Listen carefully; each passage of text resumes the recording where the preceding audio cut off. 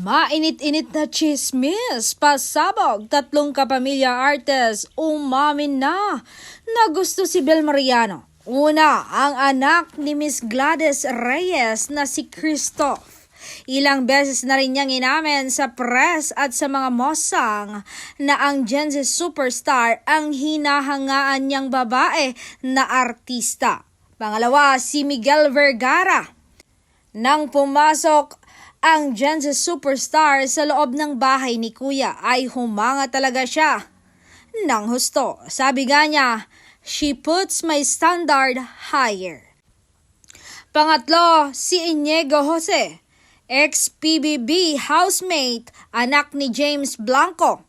Nagsimula siyang humanga nang pumasok rin ang dalaga sa bahay ni Kuya.